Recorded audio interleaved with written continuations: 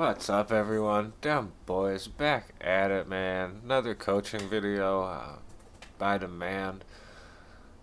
Yeah, y'all played against this Eric Dickerson yet? Think about where this game's going. Side note while we're waiting to load here. Are we going to get quarterbacks with Omaha? Please tell me y'all seen Omaha. They just did that with the little update where it'll show your opponent your defensive shell. Give me a break. Jesus. Are we going to get that out the gate? Are we going to get mossed out the gate? I mean, talk about, like, and then freight train activated at the beginning of the game. Talk about stupid shit that should not ever happen. That is indeed happening. This is becoming an arcade game, guys. But I'm sure y'all noticed Barry Sanders here. So my first thought is he ain't the brightest bulb on the tree. Because if you're going to drop that much coin, you might as well get yourself some Eric Dickerson. But the other thought is, yo, that's still Barry. I cannot allow him to get going. So when I see these guys, I'm going to come out in some super aggressive run defense, guys. So you'll know that I'm getting my pass defense set up first. I'm going to go ahead and rock Marlon Humphrey and Deion Sanders. Fully boosted up at safety just because of the sheer speed. I love that for click on it. It is wonderful to have that kind of speed and reaction timing. But we're going to go with my aggressive stop the stretch, right? Heavy stretch, heavy set stretch defense. We blitz all linebackers. We get one out in the flat.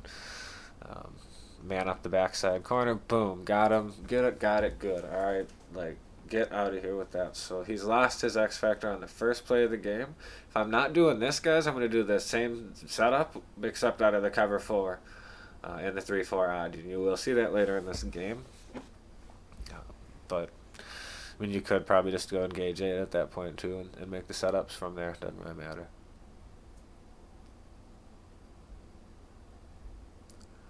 So I'm coming out in pass defense, obviously 3rd and long. We're going to try to get a little bit of heat in there. And, yeah, I mean, I don't know. He probably saw that and just kind of panicked. So I'm realizing, okay, you know, he's not a dummy from the standpoint of schematically. Like, he'll switch things up is what I end up realizing. Like, you'll notice that here with his defenses. And he's got, obviously, a ridiculous team. But there were definitely some execution issues. That was the big one, I guess. Other than that, it was really more so just a few times where I tricked him. Then we'll get into how that played out. So, guys, you know what? When I'm setting up my offense, that's a little different. I used to set up all those different I-forms. Now I'm just setting up tight. And I gave you guys this stretch play, but this is a new way of setting it up. And there's more to it than just this stretch. But what we did there is created an off-balance single back, right? To run a stretch out of. Because we all know off-balance, any kind of off-balance line with the single back stretch is... Well, you know, people just do that all game, right? So, figured how can we do this in the Patriots playbook? Well, put a tight end at fullback and motion him out. There you go. So now first off, I'm noting that was a stupid defense and it shouldn't have stopped what I did. But secondly, I'm hoping he does it again, so I can roast him with the money play. He does not. Could have hit X right there. I didn't want that corner to kind of jump back on me though. I knew I had enough room to where, you know, tomato, play it safe early in the game. And I feel like I have a skill advantage, so I'm not going to play too terrible risky, right?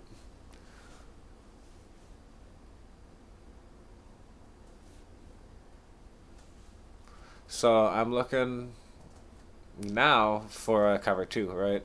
So you can see he's got me kind of chasing him just because he does switch shells a lot. I realize, obviously, right away, post-snap, that it's a cover 3, hit the quick out.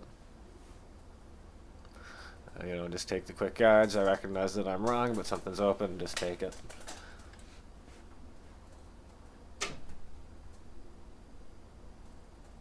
So, again, since he's changing everything up a lot, I want to keep changing everything up. Now you'll notice RB in the flat was the read, so... And don't take that hit, guys. Just get down the extra yard or 2 ain't worth it. But I got greedy there. The correct read is always the flat there. That was just real greedy. Bottom line, that's all that was. So this is why we set those plays up. You'll notice I'm not in a stretch. I do that and he doesn't shift, so I realize, okay, this dude is literally in the pinch buck 0 and he ain't gonna shift one way or the other. Let's just set up the off balance line, and shouldn't have worked last time, right?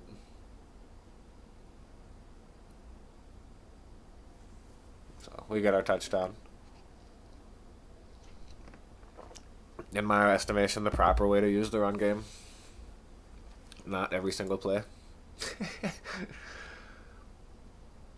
But I'm not going to argue with you if you disagree with me. I'm really not. Not this year.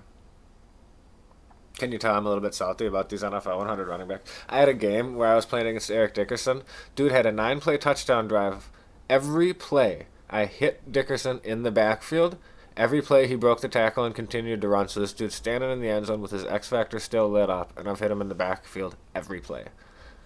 I just quit right at 7-0 and didn't play for the remainder of the day. Because that's stupid. Seriously, guys, what happens if people get mossed on the first play out the gate? Especially when every quarterback has like 99 throw power.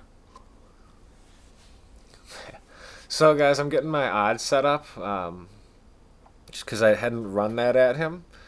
And I wanted to give him a different run defense. Just, at this point, I noticed how he rifled through different plays. He wasn't doing the same stuff over and over again on defense. So I'm, typically when I see that, I take that as a sign. Mix things up a little bit. This person probably understands the value of that, and that's probably because they can read it. So here goes that cover 4 I was telling you guys about. Sometimes I'll use their bush. This time I wanted to blitz bush. I fired him right through that gap. Probably maybe want to replay that back, guys. See how I set that up. Not saying it's going to happen every time that way, but that is an excellent run defense, and it's a good thing to come out again and be aggressive with these NFL 100 guys just to get that X Factor crap wiped out immediately. So I play the same defense, no adjustment. Proved to me that I'm wrong. I guess I'm wrong. He proves it right there.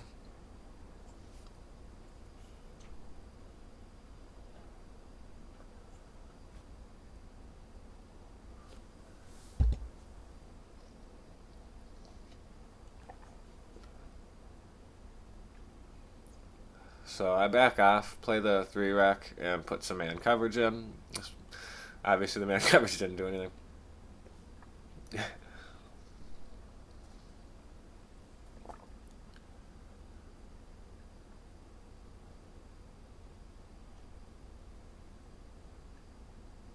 Now, there, I actually flipped my play and cross-manned that blitzer, which is the only reason he ran across the line right there and got in on the tackle. That having been said, he still should have got a bigger gain. That is the soft spot in that defense, and I have not really figured out how to fix it, other than maybe I'm going to keep trying to do that because that did something and I don't know why. This is very important, guys.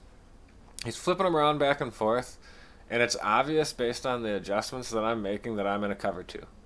Right? There's really no other defense you're going to play to where you're going to be making those adjustments, and I've played a lot of cover 2. So I realize he's probably not running. It's 3rd down. I've completely stomped his run.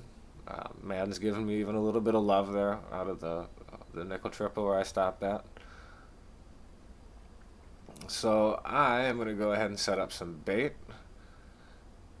because I feel like this is the perfect down and distance for the cover 3. And I think pre-snap, he's probably going to come out in some type of cover 2 beater.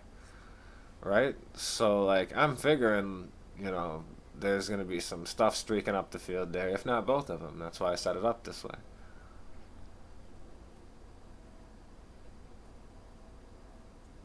And bang.